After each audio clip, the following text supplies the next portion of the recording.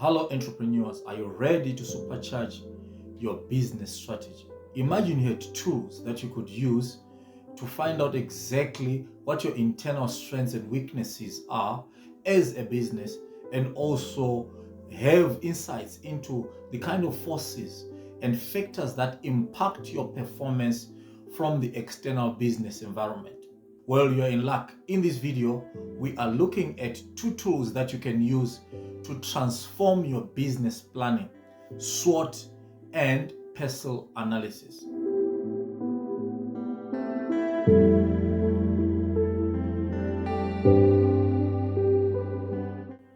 Hi there, I'm Kenneth, your go-to business coach for startups as well as SMEs.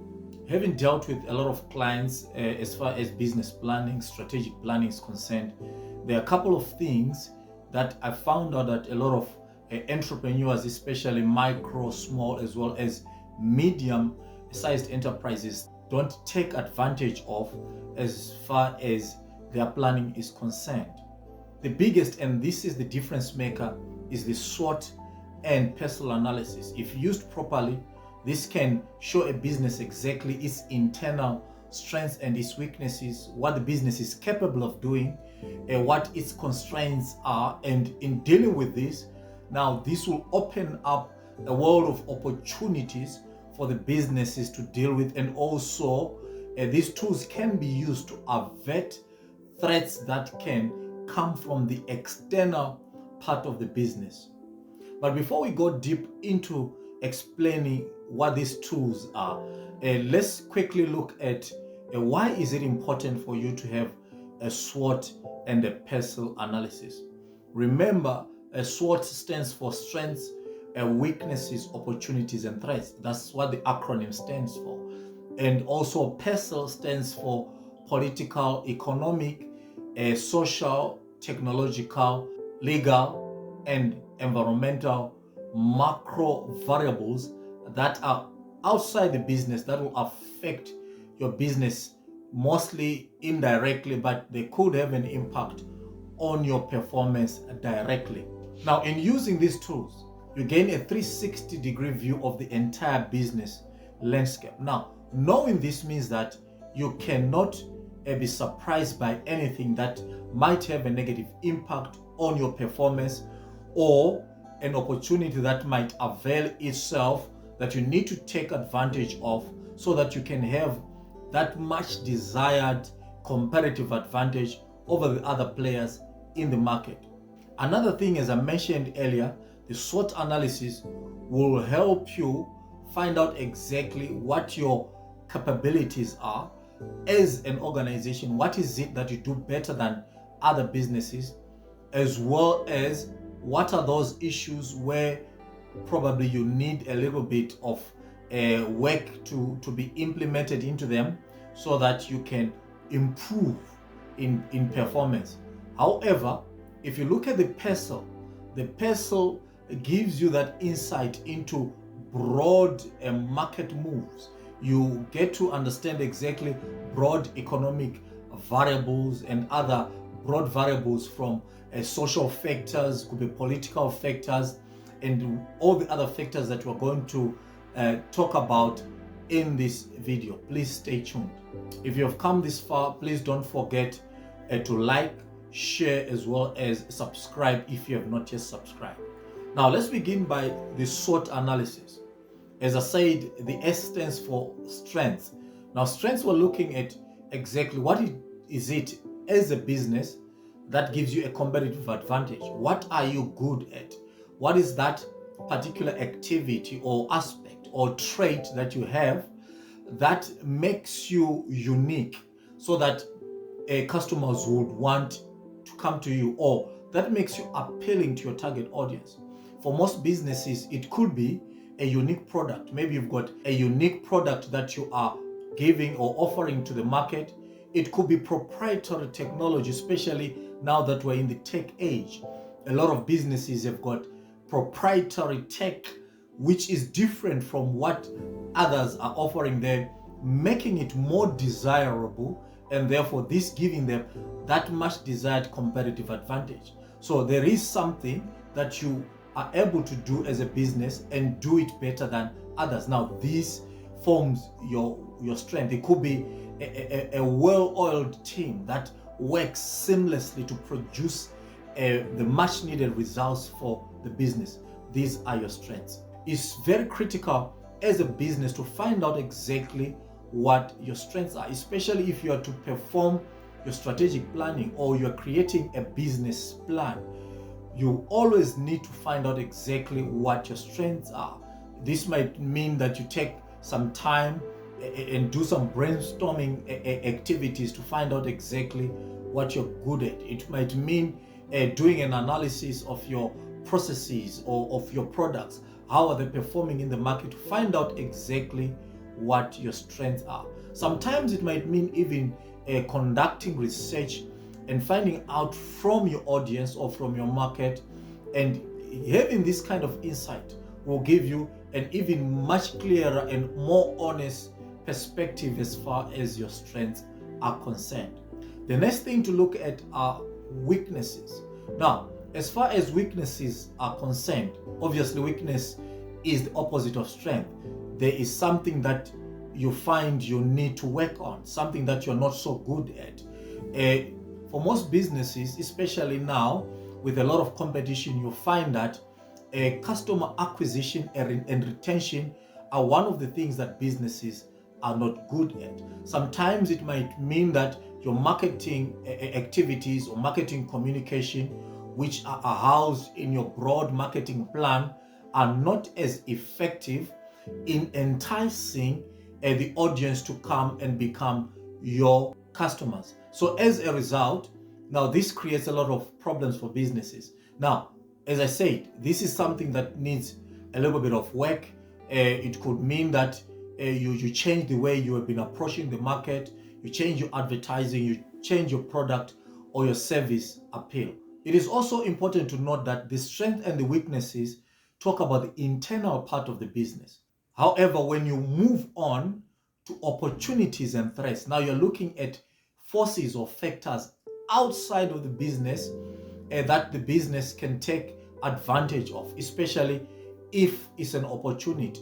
There is a golden moment or an opening in the market for your business to go in there and make the best in terms of maybe bigger sales, in terms of larger profits, in terms of all the other things that are part of your business objectives. So an opportunity is that favorable situation. Now, if you hone in on your strengths and reduce your weaknesses, then you are well positioned to take advantage of such opportunities as and when they occur in the market. So it is always key to find out exactly through a continuous market analysis to find out exactly if there are any openings that the business can take advantage of.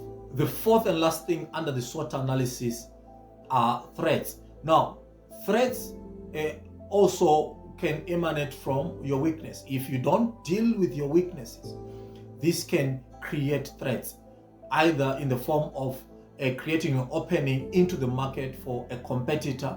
So meaning that competition could be and is a threat in the market, and all the other factors that will have a negative impact towards the achievement of your goals.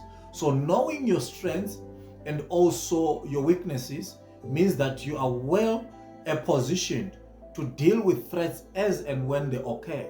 Now, in dealing with your weaknesses, you reduce the threat, for example, of poor performance, the threat that may come as a result of competition and other failures that can be factored into your performance.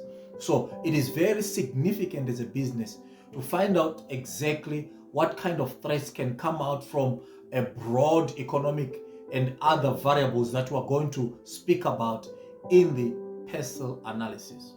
Having said that, then we move on to the PESTLE analysis. Under the PESTLE analysis, we're looking at broad aggregates. For example, these are things that will affect your business, yet the business does not have control over them. Your business cannot control these macro business aggregates, but they have an impact either directly or indirectly on the performance of the business. The first one, which is the P, it stands for political factors, or is a political environmental factors. It could be governmental or political objectives that change the business environment. It could be government regulations. It could be any other stipulations that come from those that are ruling where you are in your locality. It could be municipal regulations, whatever it is. If it has an impact on the business, then it falls under political factors. Now, political factors can either create opportunities or threats. Now, if you knew what the regulations were or what they were changing to, then you can prepare in advance to take advantage of such changes. However, the flip side is that if you did not know, then these will create negative impact on your business, affecting you negatively and reducing your performance, your profits, and so forth. The E stands for economic, and the economic variables that can affect you will be broad economic variables such as interest rates, inflation, and others. Right. Now, if, for instance, tomorrow the South African Reserve Bank says that there is an increase in interest rates. Now, although as a business you cannot change the interest rates, you need to abide or operate in that regime of higher interest rates. So as a result, a business must know exactly what is happening in the broader economic environment, what kind of economic variables will have impact on the business, and knowing this will then give the opportunity to a business to craft a strategy that will address each and every one of these changes. And doing so positions you in that particular place where you turn what could have been threats into opportunities or avert disasters, as we have seen in the past with all other economic events. For example, the recession that happened in 2008 and other events as well in the past which were of an economic nature. It could have been an economic announcement, a change or a reduction in inflation and so forth. All these have an impact in the way you run your business. The third one is social, which is the S there in PESTLE. Now we're looking at factors such as demographic factors, cultural factors, and mostly factors of a social nature. No matter how or which way you look at it. Now, society makes the biggest part of your market, and cultural values, norms, and so forth affect the way we run businesses. The fourth one are technological variables. Technological variables can vary from innovations, it could be automations, even digital trends that are impacting the business landscape. You have seen the advent of AI and other AI tools such as ChatGPT, Gemini, and so forth, which have made processes and other things simpler and made business operate at higher efficiencies. You can look at things such as robotics and so forth. Now, all of these have an impact into the performance of business. Now, in some cases, these have improved the performance of other businesses, and in others, they have created threats where you are unable to compete with businesses that have got the capacity to employ technological tools that will outperform your performance as a business. Now, the trick in such cases will be to adapt to all these other changes. Make sure that you are also innovative in adopting a certain new ways of doing business. Now, in most cases, customer relations management is one of the key things that businesses are focusing on these days. Make sure that you've got a CRM tool that works best for you, that keeps your customers happy because your response times and the way you interface with them improves. So invest in a good CRM and also look for automations that will make it simpler and easy for you to make your systems work much smoother. The fifth one are legal factors. Now, under legal factors, there are quite a number of them. You can look at things such as consumer protection laws. It could be industry-specific regulations. employment laws that keep on changing. It could be laws that relate to borrowing and so forth that you need to know at all times. You need to know exactly what kind of regulations have changed, and these will have an impact on the way you perform as a business. So at all times, know exactly the legislative landscape in which your business is operating in. The sixth one, which is the last but not least, are environmental variables. Environmental variables will include things such as climate change. We have seen drastic weather changes in recent times, and you know exactly how to position yourself. Remember the floods that were in Dubai early 2024. Now, a lot of businesses did not factor those in. And if you were not insured or had a protection policy against such things, imagine the losses that would have incurred then. Therefore, it means that this presented a risk which is a threat instead of an opportunity. But for other businesses, this created an opportunity. For instance, those that are into repairing and reconstruction and so forth. The weather, no matter how bad the environmental situation was, for them, this was the best situation that ever happened. So again, one man's meat is another man's poison. So you never know exactly which way things will go. However, you need to always have a strategy that caters for all of these things. Now, it is significant to take note that if you are going to conduct any business plan of any sort, it could be at a strategic level or at an operational level, whatever the case might be, PESTLE as well as the SWOT analysis are key in giving you the right kind of insight in terms of your internal capabilities, in your internal weaknesses, and also the person then coming in to tell you exactly what are the broad market moves that you need to pay attention to. Now, in doing so, you are able then not only to know what you are good at and what you're not good at, but this will give you an opportunity to fix your house, looking at the internal aspect of your business, so that you are well prepared to take advantage of anything that will happen outside of your business sphere. So please make sure that you've got a very in-depth SWOT and PESTLE analysis. If you've got questions on the SWOT and PESTLE analysis and you desire to ask more questions, please don't forget, you can leave the questions down below and we'll address those appropriately.